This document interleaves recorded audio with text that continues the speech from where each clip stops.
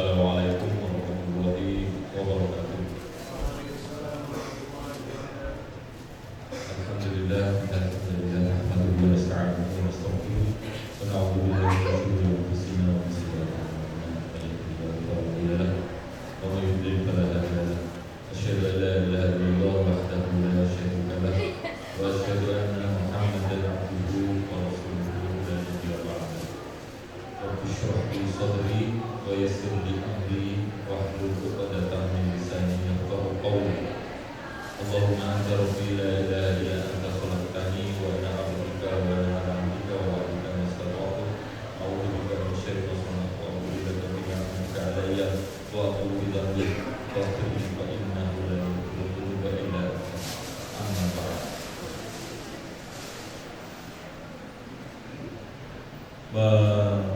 Mengikuti kata-kata dari Imam Abu Hanifah, salah satu salafus saleh, beliau mengatakan sama seperti di forum seperti sore hari ini ya. Jadi pada saat itu beliau mengadakan majelis, kemudian dihadiri oleh banyak anak muda. Kemudian Imam Abu Hanifah ini menyampaikan, saya selalu takjub dengan orang yang lebih tua daripada saya, karena pasti amalnya lebih banyak. Tapi saya lebih takjub lagi saat bertemu dengan orang-orang muda, karena pasti mereka dosanya lebih sedikit daripada saya. Sama persis seperti yang terjadi pada sore hari ini. Saya tiba-tiba merasa seperti itu. Jadi saya sangat menghormati generasi muda. Dan sebetulnya sore ini saya ingin menawarkan, karena forumnya nggak formal ya, jadi saya ingin menawarkan teman-teman yang hadir di Masjid Al-Hadid sore ini, inginnya saya nyampaikan materi.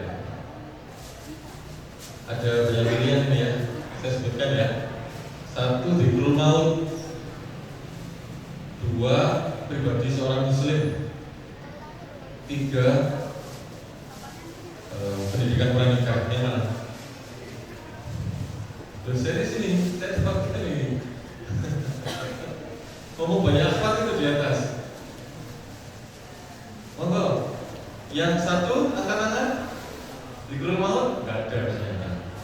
Yang 2 pribadi seorang muslim 1, alhamdulillah. 2, 3, alhamdulillah. Yang ketiga pranikah. Udah gak usah angkat-angkat yang pranikah. Cukup anggungkan kamu tuh aja. Oh banyak yang bukan juga benar. Oh enggak, yang mana? Pak Ketua?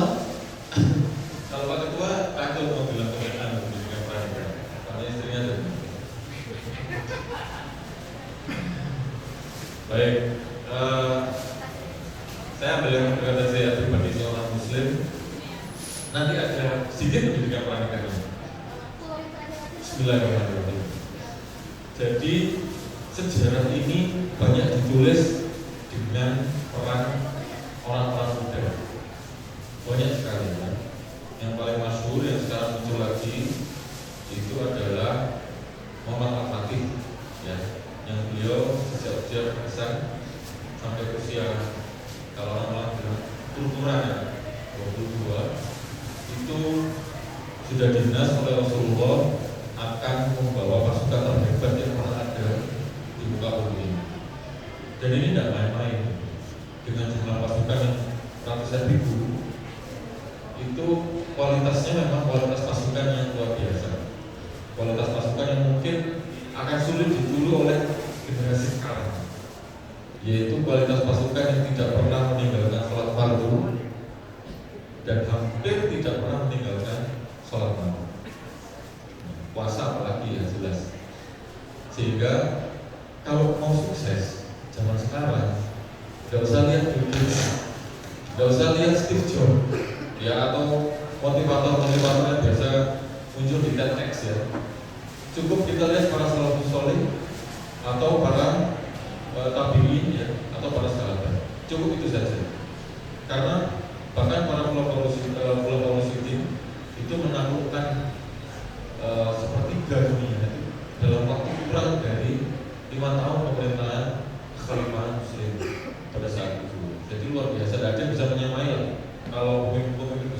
sekarang sudah teknik.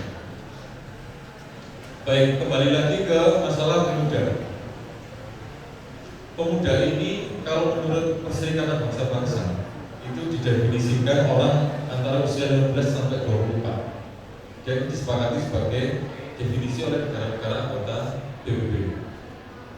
Kemudian tahun 95 populasi pemuda ini di PBB didefinisikan sebagai usia kelompok 15 sampai 24 tahun yang populasinya kurang lebih 18% dari seluruh penduduk dunia atau 1,03 miliar.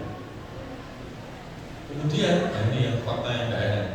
Diperkirakan setengah dari penderita baru HIV atau HIV merupakan pemuda berusia 15 sampai 24 tahun dan tidak kurang dari 6.500 pemuda terinfeksi virus HIV setiap harinya.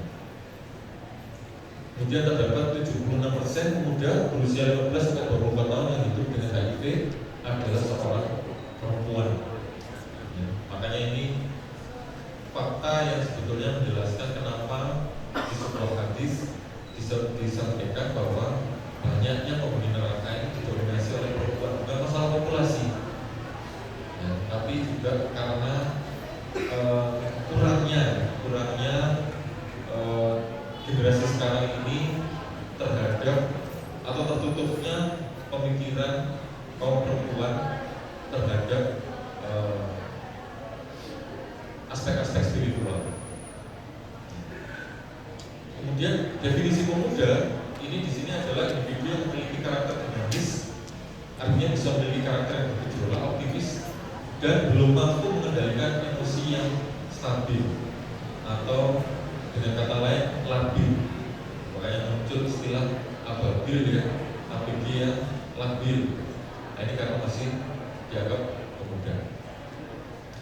Di dalam Syarah Nahjul Balagha ini salah satu kitab kumpulan, bukan ditulis oleh Ali bin Abi Thalib, tapi ditulis oleh para pemuda, ditulis oleh para ulama untuk mengumpulkan khutbah, surat dan dua pikiran Ali bin Abi Thalib. Dia menyampaikan di fase usia pendidikan keluarga itu ada fase yang pertama fase raja 0 sampai 7 tahun, kemudian 0 sampai 6 tahun, kemudian fase tawanan 7 sampai 13 tahun, kemudian ada fase sahabat 14 sampai 20 tahun. Rata-rata anak-anak di Indonesia ini kehilangan di fase tawanan, di mana usia 7 sampai 13 tahun ini orang tua ini tidak take away kalau harus memperlakukan anaknya seperti tawanan. Tawanan itu artinya bukan benar-benar dikerangkeng, bukan ya, tetapi banyak rule-rule yang mengikat. Jadi memang tidak boleh. Saya punya teman tadinya di pondok pesantren, terlepas apakah ini terlepas dari kontroversi ya pondok pesantren dan institusi pendidikan yang lain. Tapi beliau menyampaikan, anak saya cuma SMP aja maunya di pesantren, SMA nggak mau lanjut di pesantren. Saya tanya, kenapa kok mau lanjut di pesantren? Bosan belajar bahasa Arab. Terus teman saya tanya saya, lek awakmu kalau Anda berada di posisi saya gimana? Oh, kalau anak saya begitu, saya paksa tetap di pondok pesantren. Kenapa? Karena buat saya prinsipnya kebaikan itu harus dipaksa, tidak bisa dibiarkan. Kalau bisa sholat ya tidak gitu, sholat berangkat jamaah, tidak ada pilihan. Kalau bisa Ramadan puasa ya, tidak bisa. Karena sesuatu yang baik untuk semuanya. Kalau kita tidak tahu baiknya tentang puasa ini dari sudut pandang sains, tapi paling tidak ini sudah baik menurut Rasul, itu sudah cukup. Ya, tidak perlu pertimbangan yang lain. Sains itu bonus. Karena Al-Quran itu books of science, bukan books of science. Jadi kalau kita melihat tanda-tanda sains di situ tidak ada, tapi sains tanda-tanda ketaatan itu ada di situ. Ya, jadi rata-rata anak-anak di Indonesia usia 7 sampai 13 ini kehilangan fase tawanan.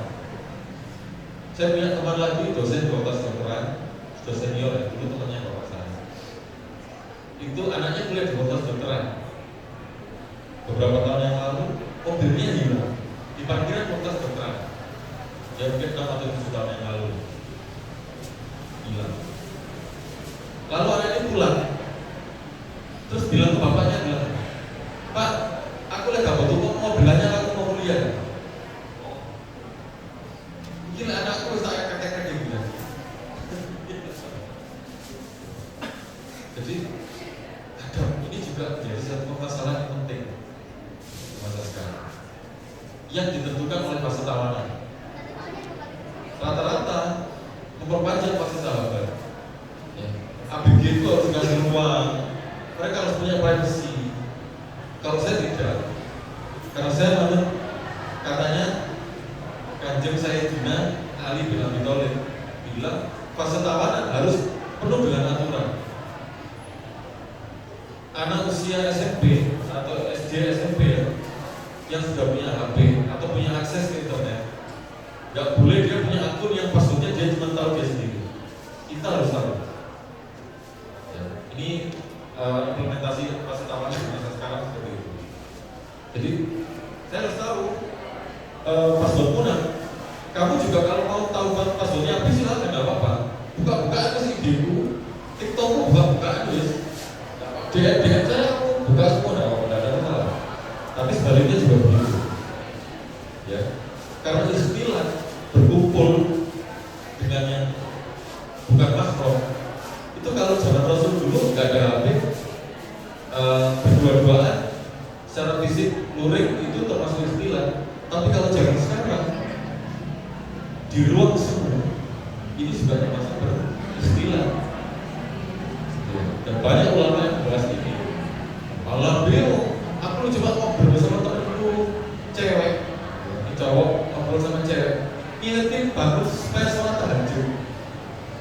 Jam 3 aku WA, ayo bangun sholat tahajud. Terus berlanjut chatnya, kamu udah bangun dari tadi tak? Oh iya, setengah jam yang lalu. Kok kuat melek? Iya, aku langsung bikin kopi. Aku ya mau kirim kopi, kirim aku bikin kopi. Terus sampai akhirnya sampai subuh lari sholat tahajud jadi ngepot. Ya ini juga beristilah. Nah kalau dari potensinya pemuda ini luar biasa potensi. Ya seperti yang saya tadi sampaikan di awal, pemuda ini punya andil besar dalam menulis sejarah. Kalau di kancah politik ya, angkatan 66 itu juga yang membolehkan Orde Lama. Kemudian reformasi, angkatan reformasi 98 itu juga yang membolehkan Orde Baru. Nah, tidak tahu ini yang sekarang ini siapa yang membolehkan. Nah, maka Bung Tomo pernah menyebut cara menyemangati pemuda adalah dengan takbir. Beliau menyatakan jika tidak ada kalimat takbir, saya tidak tahu dengan cara apa lagi saya bisa menggerakkan para pemuda. Jadi luar biasa ya. Kemudian di dalam satu hadis riwayat Muslim disampaikan, aku wasiatkan kepadamu supaya bersikap baik terhadap para pemuda. Sesungguhnya hati dan jiwa mereka sangat halus, dan sesungguhnya Allah mengutus aku untuk membawa berita gembira dan membawa peringatan. Dan angkatan muda lah yang menyambut dan menyokongku, sedangkan angkatan tua menentang dan memusuhi. Dan ada banyak kisah pemuda Muslim yang luar biasa dari para nabi atau dari para salafus saleh. Para nabi, Nabi Ibrahim. Kalau kita membayangkan ya, ada ustadz yang menceritakan tentang Nabi Ibrahim. Pada saat Nabi Ibrahim memecahkan berhala-berhala. Waktu itu yang kita bayangkan kan beliau udah terdowo, gitu ya, rambutnya udah putih, jaketnya dowo, pakai jubah panjang, pakai gamis, bawa tongkat, gitu ya. Ternyata di beberapa riwayat disampaikan bahwa Nabi Ibrahim ini melakukan tindakan memecahkan berhala ini pada usia 16 tahun. Ya. Jadi luar biasa di usia yang mungkin sekarang masih usia anak SMA kelas 1 sudah berani seperti itu. Kalau sekarang mungkin levelnya bisa disamakan dengan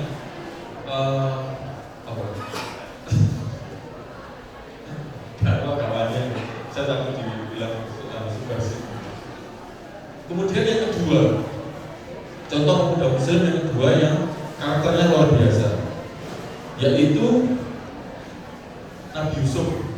Nabi Yusuf ini bahkan oleh para ulama sempat disampaikan saking istimewanya Nabi Yusuf ini disamakan dengan kasih sayangnya Allah kepada bulan Ramadan, itu disamakan dengan kasih sayangnya Nabi Yakub kepada Nabi Yusuf. Jadi seperti Ramadan dari 11 bulan yang lain, sebesar itu pula lah ya kasih sayang Allah kepada kasih sayang Nabi Yakub kepada Yusuf dari satu anak di antara 17 anaknya. Di sini disebutkan di surah Al-Anbiya ayat 60, dan wanita-wanita di kota berkata, istri Al-Aziz memuda-pemudanya untuk menundukkan dirinya kepadanya. Sesungguhnya cintanya kepada pemuda itu sangat mendalam. Sesungguhnya kami memandangnya dalam kesesatan yang nyata. Dan Nabi Yusuf diselamatkan dari budak wanita ini dari usia berapa? Ada yang tahu? Usia berapa? 18 tahun. 18 itu ganteng-gantengnya ya. Ganteng-gantengnya seorang laki-laki itu 18 tahun. Jadi kalau ini teman-teman ini usia berapa? Rata-rata 21. Nah ini sudah rotok menuju kusem-kusem ya. Nanti mulai rotok ganteng lagi kalau sudah mau menikah. Biasanya dibaca. Kemudian yang ketiga Nabi Daud. Nabi Daud ini di dalam kitab dalam Al-Baqarah ayat 251 dan beberapa kitab ulama disampaikan bahwa Nabi Daud ini membunuh Jalut, mengalahkan Jalut dengan izin Allah. Ketika Jalut meminta pasukan tahu untuk melawannya, tidak diberani keluar melawan kecuali seorang pemuda yang keluar dan maju melawan Jalut, yaitu Nabi Daud alaihissalam. Ini usia juga masih sangat belia. Ada yang menyebutkan 13, ada yang menyebutkan 15. Jadi banyak sekali. Kemudian masih tidak terhitung lagi ada sahabat-sahabat Rasulullah Sa'id bin Abi Waqqas, ya. Kemudian Sa'id bin Zain bin Amr bin Nufail, kemudian Abu Bakar, Umar, Utsman, Ali. Ini adalah 10 dari kaum Quraisy yang langsung dijamin masuk surga. Ini semuanya pemuda. Ya. Abu Bakar di atas 30, waktu disebutkan dari sini Abu Bakar, Umar, Utsman itu di atas 30, Ali, Az-Zubair, Talha ini 20 sampai 30 tahun. Abdurrahman bin Auf, Sa'ad bin Abi Waqqas dan Sa'id bin Zain kurang dari 20 tahun. Ini sudah dijamin masuk surga. Ada yang merasa seperti itu sekarang? Belum ya? Belum. Baik, karakter pemuda muslim ini saya ambil dari kitab Majmu'atul Wasail, tulisannya Hasan Al-Banna. Ada muasafat tarbiyah, yaitu 10 karakter pemuda muslim. Yang pertama salimul akidah, good faith, ya. Akidah yang bersih. Dari Abdurrahman bin Abu Bakar radhiyallahu anhu berkata, kami berada di sisi Rasulullah, lalu beliau bersabda, perhatikanlah, beritahukan kepadamu sekalian tentang dosa-dosa yang paling besar. Jadi akidah ini salah satu yang dibahas adalah dosa-dosa besar. Yang pertama adalah mempersekutukan Allah. Gak usah yang terlalu muluk-muluk ya. Kalau saya lupa gak punya berhala di rumah. Saya lupa gak punya 11 ban. Rumah saya pendek-pendek semua. Tapi di salah satu kitab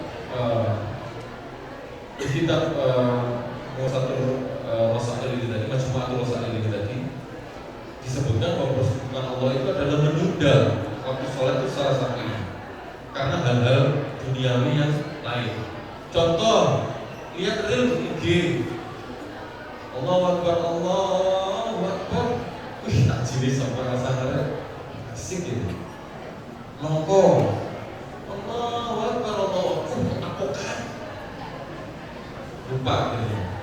Ya. Hal-hal semacam ini juga disebutkan sebagai hal yang mempersekutukan Allah. Kemudian yang kedua, durhaka pada orang tua. Saya nurut Pak sama ibu saya. Saya kalau pulang ke rumah saya dari Malang, pulang ke kampung halaman, saya mesti bawa oleh-oleh Pak. Padahal kalau diingatkan ibunya waktu lihat Instagram, sholat sih, bang, main level, ada di rumah lima. Ini juga termasuk kata-kata yang digolongkan dalam durhaka pada orang tua. Kemudian yang ketiga, sumpah palsu. Bapak, mengapa saya sumpah palsu? Padahal ada orang tua ya, tapi mungkin nggak ada di situ. Itu pemuda fakultas lain. Ayo, sholat ini waktu ini kita saya dulu kali paling ini dulu aku tak subscribe dulu dok, paling ngono habis gak konten Instagram mana. Pada maksudnya masih lihat konten Instagram.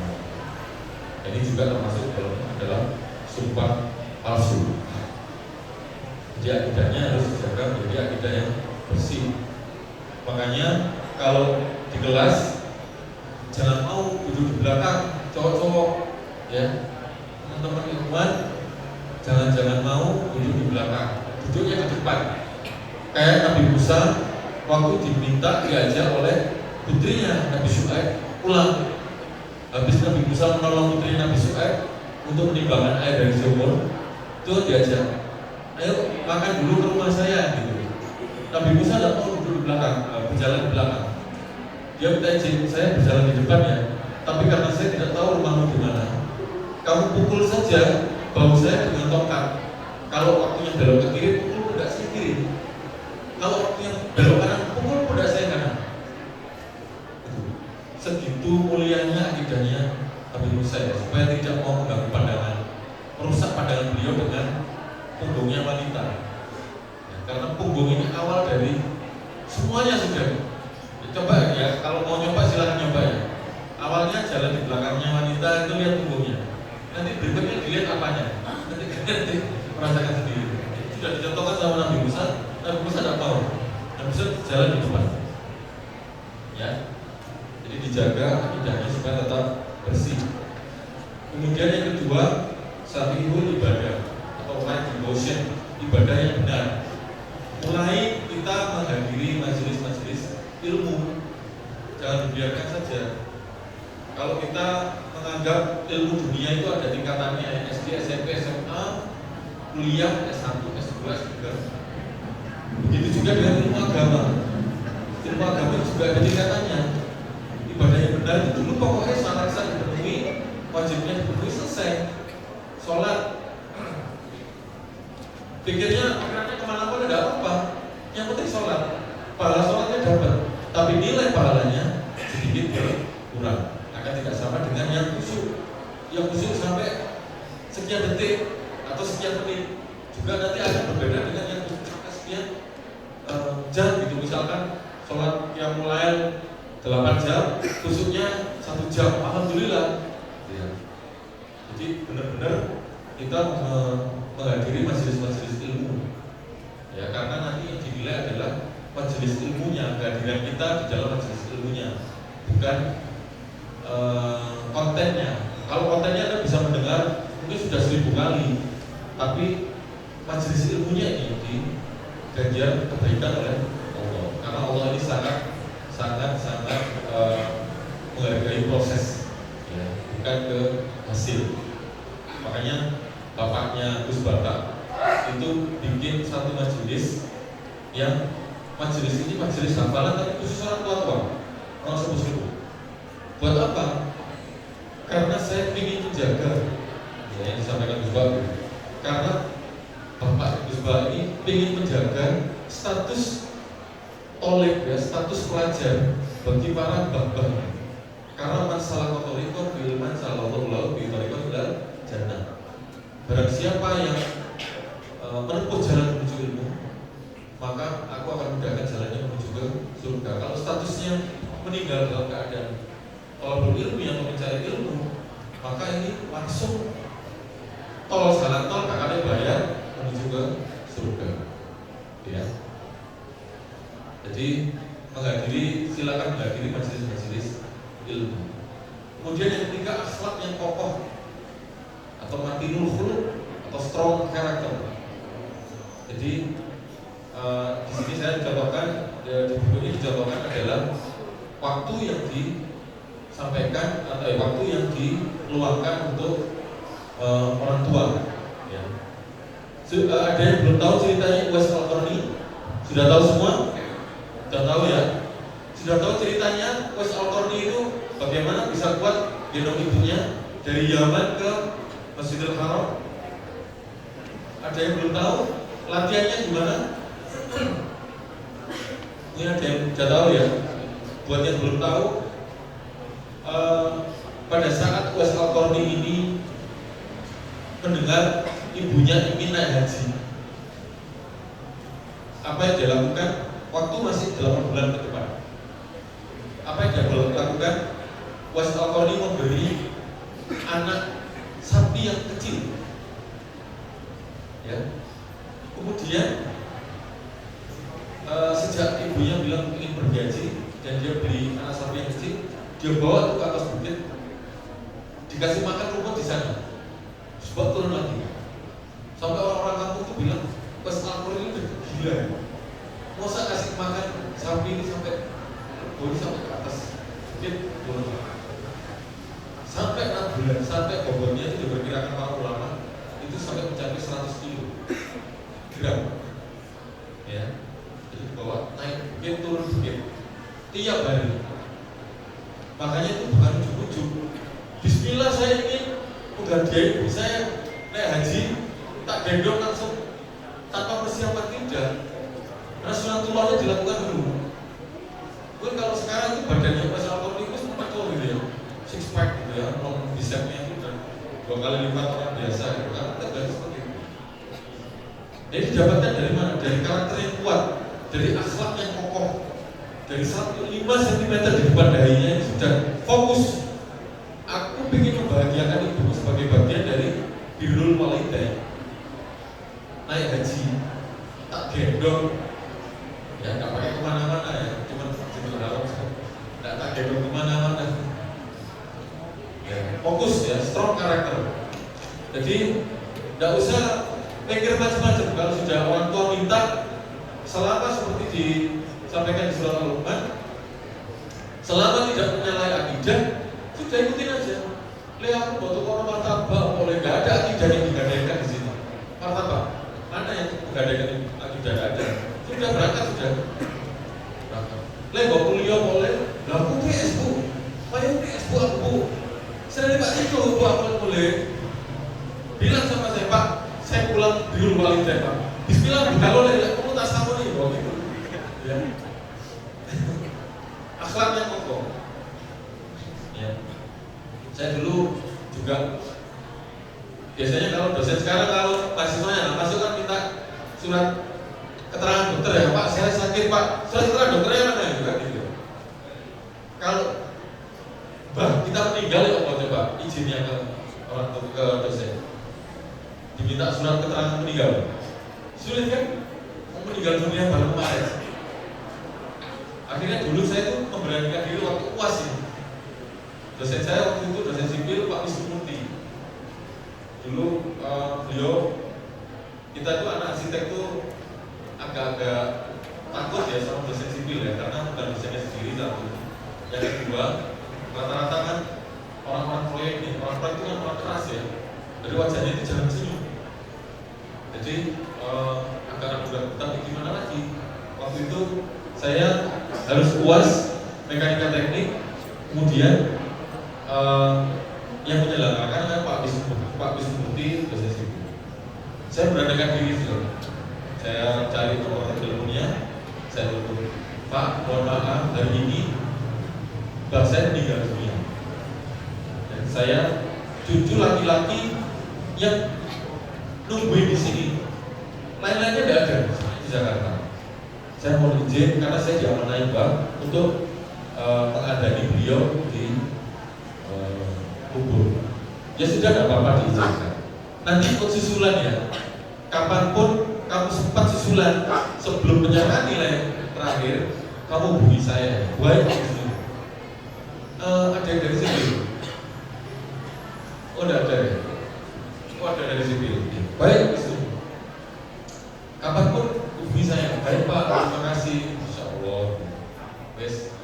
Kemudian saya membantu pemakaman selesai, dapat 3 hari, saya menghubungi Pak Wisnu, langsung di kampus, di lab ini. Terus saya minta soal. Ya Dek, saya kasih soal ya. Semuanya analisis 2 soal. Baik Pak. Berapa jam baru saya serahkan? Terserah Riz. Baik sekali. Saya tulis nih soal pertama. Saya berpikir setengah jam, 40 menit. Oh nggak bisa saya. Berpindah ke soal yang kedua. Dan soal yang kedua 30 menit, 40 menit berlalu, masih belum bisa. Kembali lagi ke soal nomor 1. Ternyata berselang sudah hampir 1,5 jam, dua-duanya belum bisa saya jawab. Terus sudah saya tutup, kemudian saya serahkan ke Pak. Sudah Dek, sudah Pak, sudah selesai. Loh tadi sih, ya Pak saya tidak bisa. Oh ya sudah, kalau gitu wes tinggal aja. Ya Pak, terima kasih. Ternyata nilai saya keluar Pak C. Jadi saya tidak tahu ya, pertolongan Allah akhirnya mengkondisikan tangannya Pak Wisnu akhirnya menuliskan C untuk nilai saya, atau dengan cara apa saya tidak tahu pertolongan Allah ya. Tapi yang jelas saya tidak berusaha untuk memanipulasi apapun.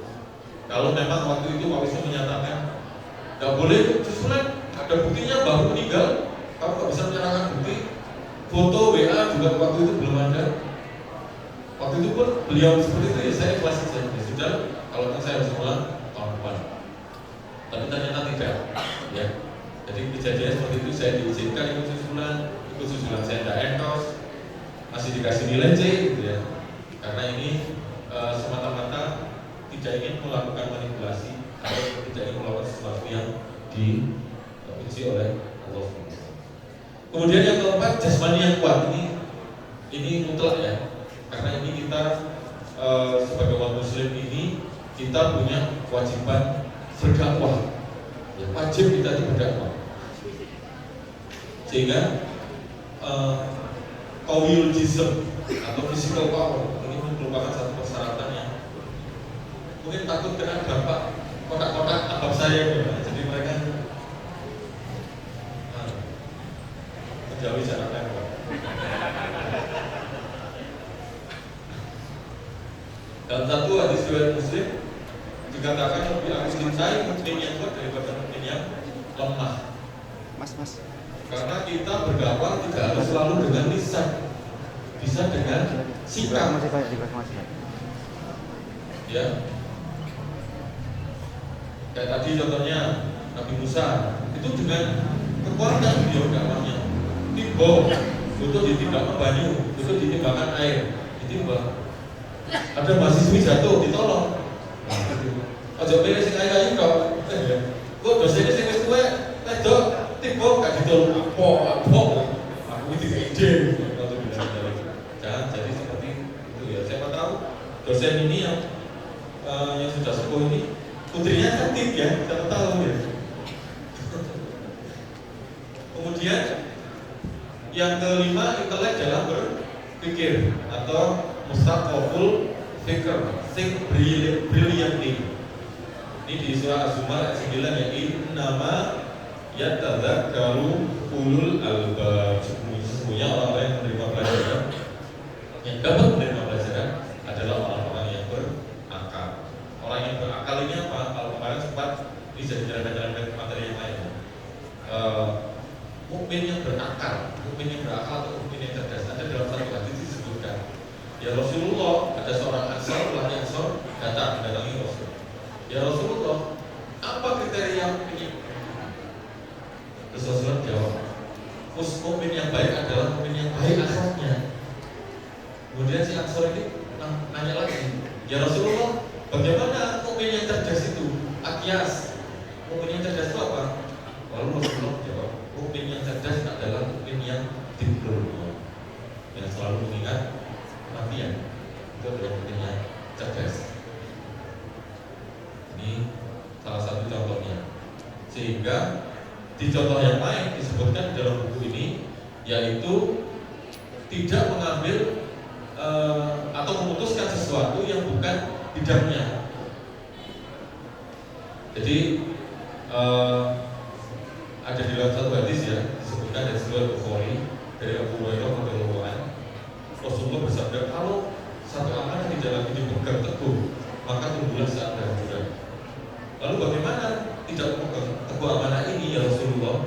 Yaitu jika sesuatu urusan telah diserahkan kepada orang yang bukan ahlinya, maka tunggulah saat kehancuran. Nah kita sebagai pelaku ini juga begitu, ini bukan ahli, saya bukan ahlinya. Ya mungkin ada sedikit rezeki saya di arah sana, tapi itu bukan ahlinya.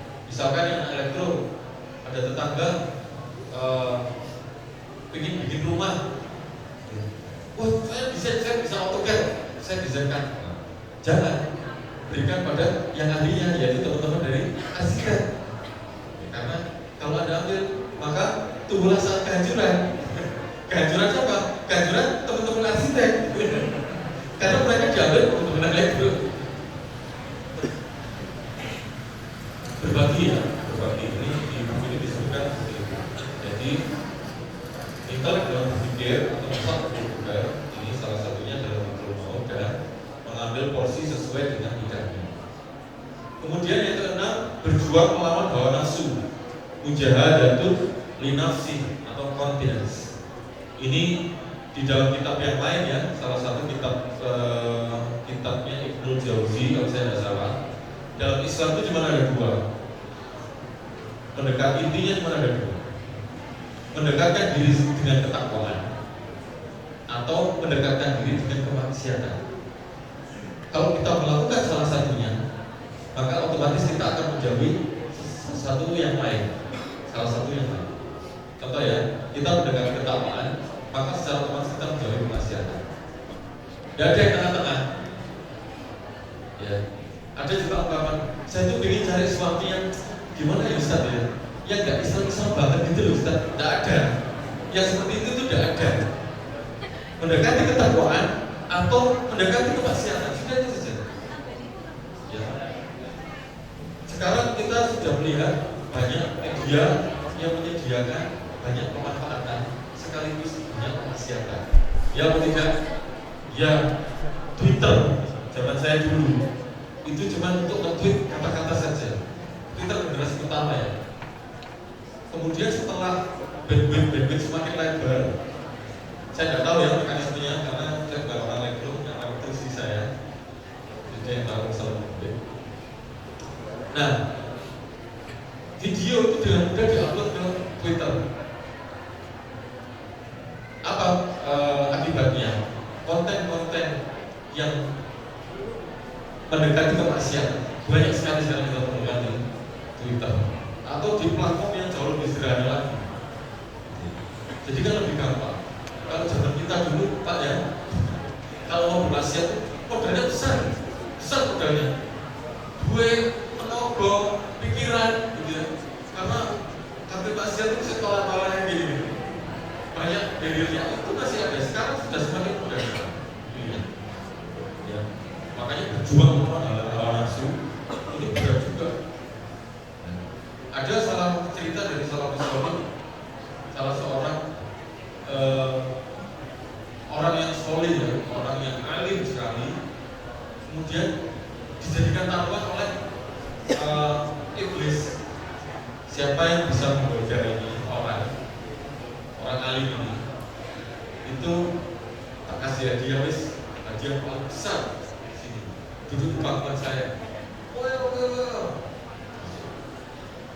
goda macam-macam tidak bisa, goda pakai wanita tidak bisa, khomer tidak bisa, makanan tidak bisa. Godanya pakai apa? Si iblis ini menyerupakan wanita solihah tampilannya, berkerudung juga, wow, ya, pokoknya harus. Assalamualaikum warahmatullahi wabarakatuh. Kata-katanya itu indah, fasih, fasohannya makhrajul huruf itu apa? Digodanya dengan pintu-pintu yang kemungkinan kecil dia akan menolak. Ternyata betul tergoda dalam kemaksiatan. Hanya satu malam. Ya, ada lagunya tapi saya nggak mau nyanyi. Cinta satu malam kan? Tergoda. Setelah selesai menuntaskan hajatnya dengan si iblis, dengan si wanita ini, kemudian beliau beristighfar, astagfirullahaladzim, saya sudah melakukan perbuatan yang besar, perbuatan kejahatan dan kemaksiatan yang besar. Akhirnya apa? Dia keluar dari tempat itu berjalan. Setiap 2 langkah dia ingat sujud. Jalan lagi 2 langkah, teringat sujud lagi. Terus gitu terus.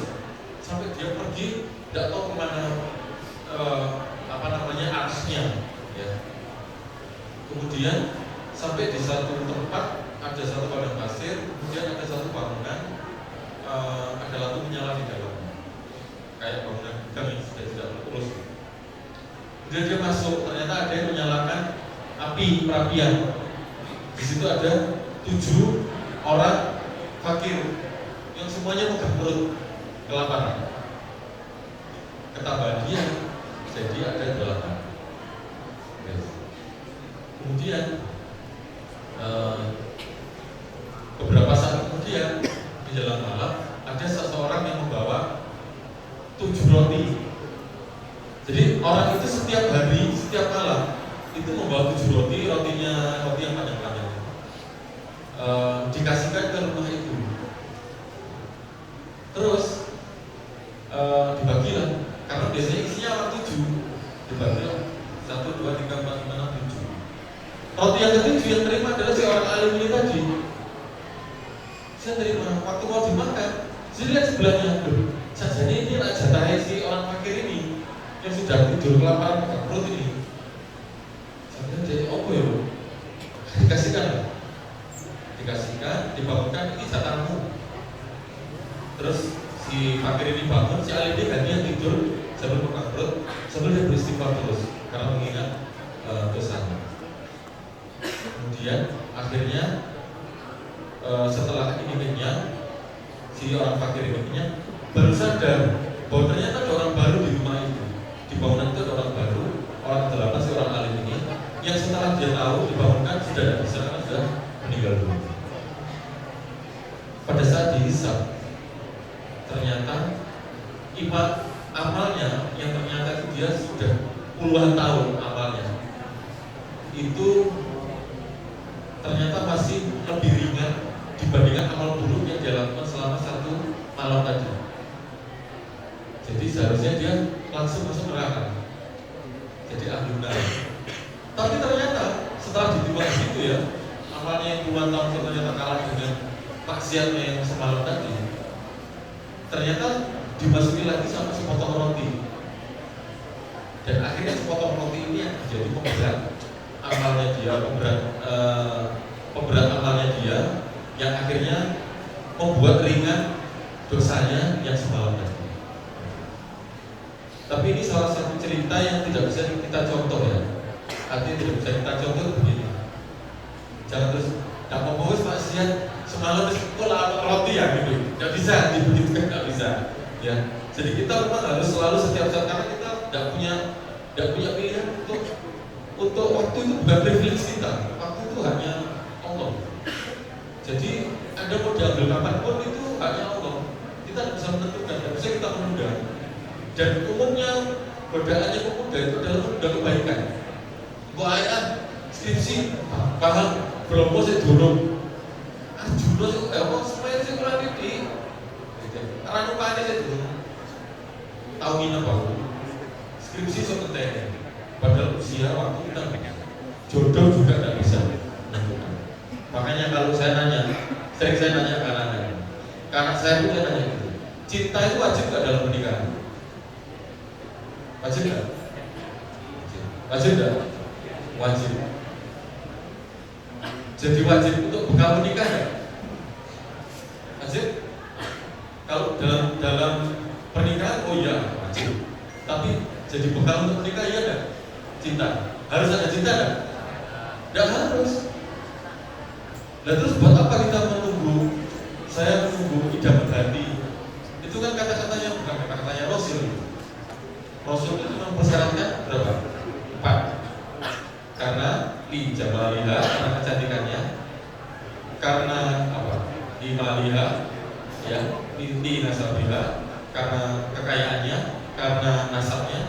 dan karena agamanya, dan akan beruntung kalau kita memilih berdasarkan agamanya. Karena sudah ada hadis yang lain disebutkan kalau kamu memilih wanita berdasarkan kecantikannya, maka ujiannya nanti ujian kecantikan. Kalau kamu memilih karena hartanya, ujiannya nanti ujian harta, ekonomi. Nasab, ujiannya kehinaan. Tapi kalau ibadah, ujiannya cuma masalah akidah, itu saja. Ya, jadi sudah, nggak usah nunggu-nunggu lama-lama. Ya, sudah ada. Ini ayu ya, bismillahirrahmanirrahim, bisa minta nomor telepon bapaknya. Nah, itu langsung gentle, ya, nggak usah chatting, DC, stalking dulu, kelamaan sudah ya. Itu dengan cara-cara yang dicontohkan oleh Rasulullah. Kemudian yang ke-8, pandai mengatur waktu. Harithun ala waktihi atau time management. Prioritas ya. Dalam sebuah hadis riwayat Bukhari disebutkan ada 2 kenikmatan yang manusia itu sering lalai. Satu adalah nikmat waktu atau nikmat senggang, yang kedua adalah nikmat sehat. Sehat, waktu apa? Ya, ML, kabar. Coba, translate, jangan. Coba kalian kebayang nggak mau naik haji usia berapa? Kebayang nggak? Punya target nggak? Harus punya. Saya juga bilang ke anak saya, generasi milenial atau Gen Z, itu kelemahannya cuma satu, tidak berani berangan-angan. Padahal angan-angan itu modalnya doa. Orang salah soleh itu ya, kalau berdoa, ya Allah, sampaikanlah ke aku ke surga, sehingga aku bisa memeluk betis Rasulku yang paling kamu cintai. Pak, detail Pak. Di Islam apa itu tahu ya. Saya mau memeluk betisnya Rasulullah, saya mau cium kaki beliau, begitu loh. Kini bayangkan suara doa aja, aduh, bisa ya, dari surga ya, kayak iso kan bayangkan. Padahal salah satu jalannya adalah untuk Islam, untuk iman. Haji sudah mulai difokuskan. Insya Allah saya haji usia 30. Bismillah, fokus. Saya mau buka tabungan haji dulu. Saya dapat uang sisa 100.000 dari kiriman orang tua. Saya masuk ke tabungan haji. Bismillah, sebelum 30 tahun saya sudah berangkat haji. Plus, oh no. Jadi saya nggak kebayang. Saya nggak pernah bayang berangkat haji tahun 2018. Berarti usia saya berapa? 76 ke 2018. Kira ya? 76 ke 2024 ya. 24 tambah 18. Berapa? 42. Tidak kebayang saya usia segitu. 42. Dan plus. Karena saya tidak pernah besar itu. Uang itu yang nabung adalah Allah. Pada saat saya membutuhkan, uang itu datang. Enak kan? Kalau kita nabung sendiri, kita kepikiran, saya sudah satu pakai apa ya? Investasi apa ya? Nah, enak sudah buka Allah. Saya tidak apa-apa. Begitu kita butuh, ya itu. Jadi tahu prioritas. Pandai mengatur waktu itu artinya tahu prioritas. Mana dulu yang penting? Kuliah dulu atau nikah dulu? Kuliah dulu atau nikah dulu? Kuliah jawabannya kalau belum punya calon. Iya kan? Betul. Loh iya, enggak perlu ditunda-tunda. Ada anak-anak muda Pak, kan dalam Islam enggak boleh tergesa-gesa. Jangan salah. Ada 5 hal yang tidak termasuk tergesa-gesa. Yang saya ingat ya, memberi makan tamu, ya, kemudian menikah, itu harus disegerakan. Karena apa? Karena sudah balik bahaya loh, benar bahaya ini. Handphone di tangan ya, Netflix ono ya kan, Telegram ada, Twitter ada, bahaya kalau sendiri. Serius, hanya Ramadan aja yang siang-siang yang menyetop mereka untuk browsing. Tapi mereka Ramadan semua di dalam. Iya kan? Dan kalau orang sudah menikah gampang. Serius, gampang. Saya di kampus lihat mahasiswi cakep, nggak usah lama-lama. Buka aplikasi Gojek, di rumah istri sudah menunggu. Ya kan? Karena itu ajaran Rasul seperti itu. Kalau kamu melihat wanita yang menarik hatimu di luar, tutup, langsung istighfar, langsung pulang. Ingat bahwa istri sudah menunggu. Rezeki kecil Pak. Kalau Anda yakin rezeki itu semua datangnya dari Allah dan Anda harus yakin, terus apalagi yang dikhawatirkan? Ya kan? Tanya semua dosen-dosen atau kakak-kakak tingkat yang sudah menikah. Masalahnya sama aja, pemainnya aja ganti-ganti. Masalahnya ya gitu aja lah. Boleh kontrakan, gaji yang boleh cetak lah apa lah.